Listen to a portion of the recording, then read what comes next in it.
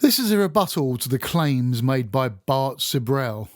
Well, in fact, it only addresses a couple of the claims he makes, because that will be enough to debunk the entire notion that the moon landings were faked in any shape or form. First, the issue of lighting the moon landing set. We have photographs, movie film and video of the various moon landings, and so we know what it looked like. What it was supposed to look like. The images were shot on a Hasselblad 500 EL with a 60mm Zeiss Biogon lens, very sharp, extremely low distortion, and in fact these lenses were about as optically perfect at f5.6 as any lens that was ever made. They were too expensive to be made commercially. They used 70mm film backs on the cameras, so when you do the calculation, this gives us the equivalent of a 33mm lens on a full-frame traditional 35mm camera, and that way you can understand the actual focal length in terms of how we normally see things shot with a full-frame camera. This would be a wide-angle lens by any measure, and so we have the pictures, and with those pictures we can get an idea for the scope of the scene. And it's big. It's so big that it's bigger than any soundstage ever built. So we're now into enormous hangar territory if it was staged. A building so large, for the reasons that I will explain, as to likely be physically impossible to build or to even support itself. It would have been visible for miles around and taken many, many months, maybe years to construct, involving many skilled engineers and labourers. Not to mention companies supplying all of the materials needed in the construction.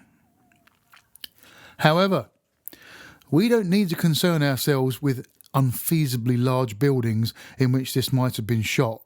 We just have to look at the lighting. This is the key to debunking the entire faked moon landing claim. NASA would have had to employ a number of specialist people to consult about how to light the set. So we're adding more and more people to the scenario. We've already got all the workers, all the suppliers of materials, construction experts. Sibrel himself claims this number is as low as 8 people, which is preposterous when you consider how many people it takes to create such a movie scene on such a scale today. We've talked about the building, but what about the set dressers, people making the props, the trucks and the diggers bringing in tons of moon environment, etc. We are talking a small army of crew and people who knew what they were doing. These would be movie people, not NASA people. Key crew will be director of photography or DOP and a lighting gaffer to create the lighting required. Someone who knows how to light it and someone who knows what lights will do the job. We are now to the crux of the so-called fake moon landings.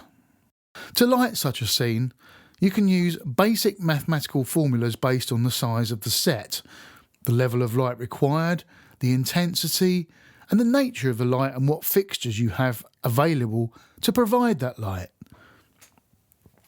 We already know that pin-sharp moon pictures we have comprise a single deep shadow, a shadow whose depth and sharpness is consistent across all the pictures, but more importantly, across single shots starting in front of the camera and moving away into the distance. And this tells a story.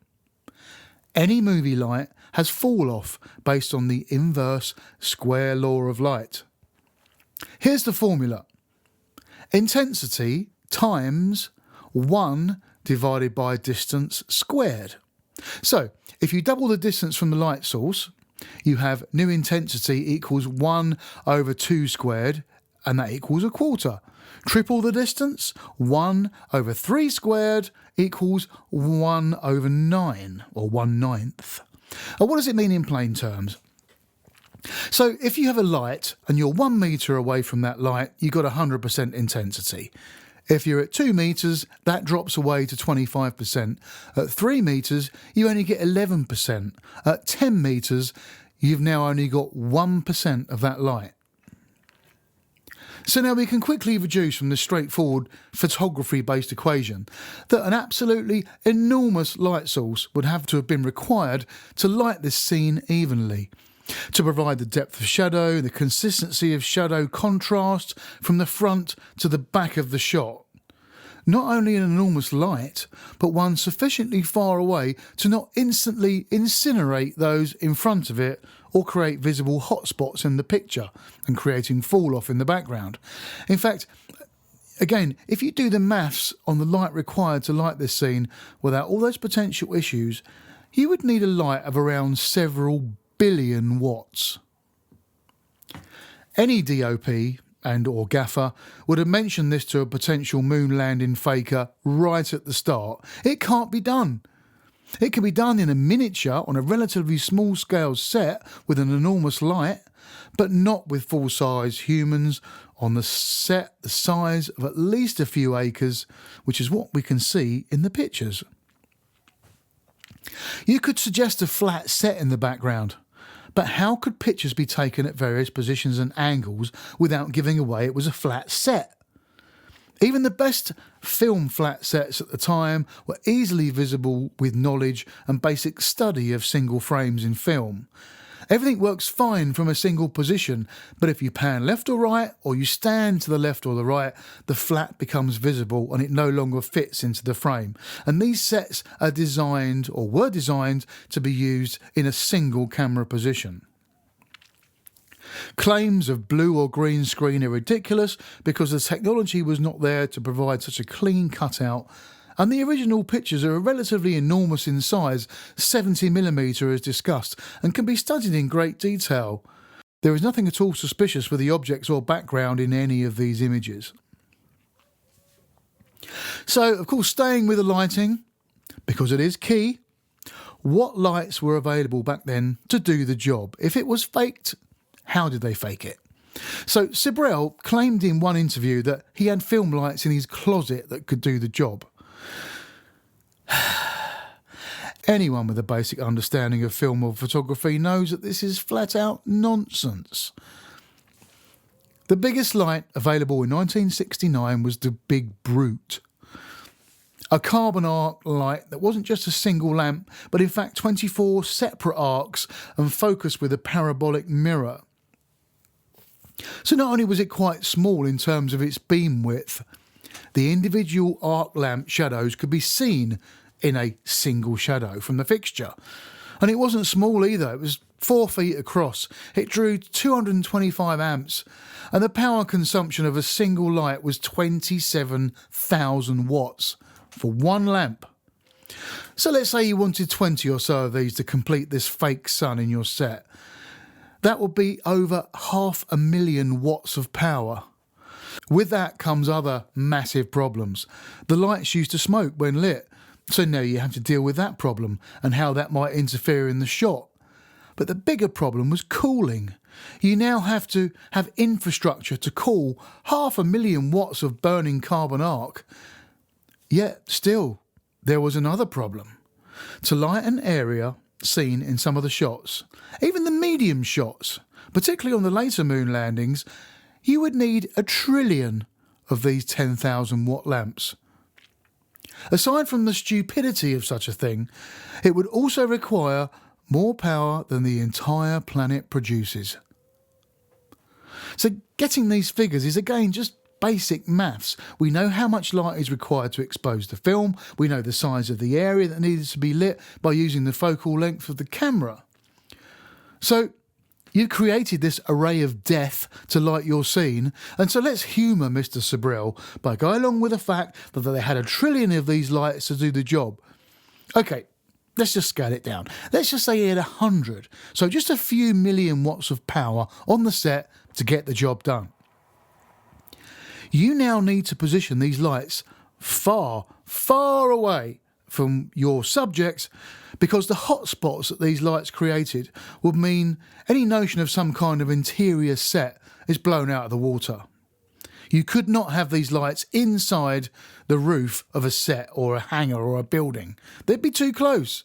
They have to be a long, long way away.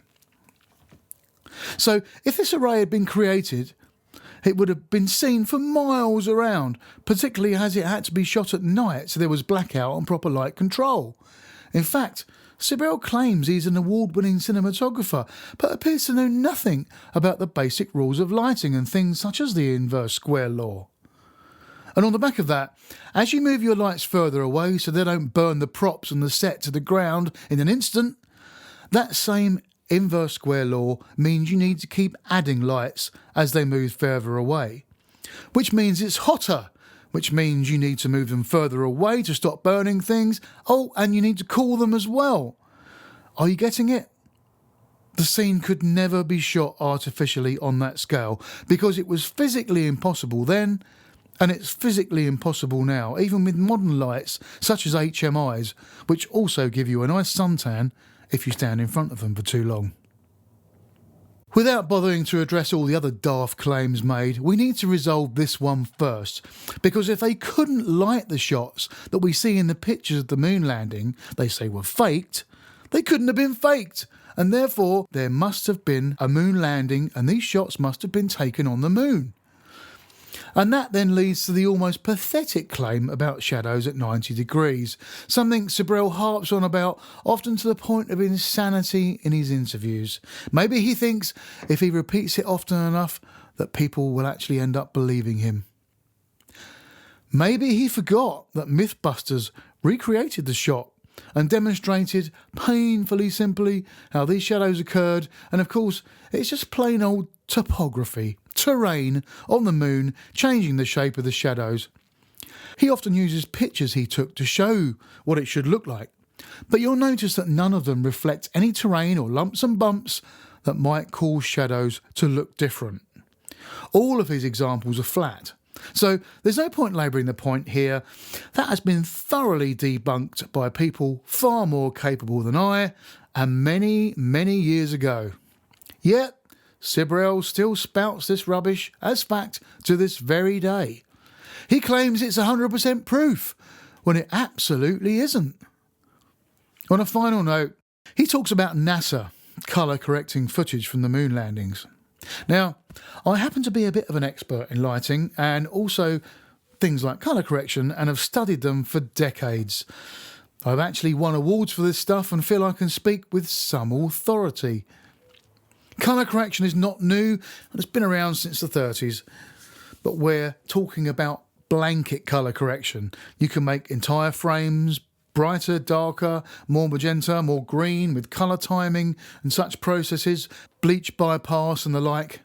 Video processes brought more potential in, but it wasn't until the early 2000s that selective and controlled colour correction was possible.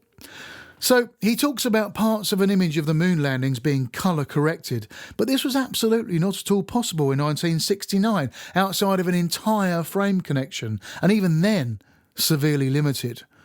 High quality optical printers that could do this by combining two passes of film were still 10, 12 years away.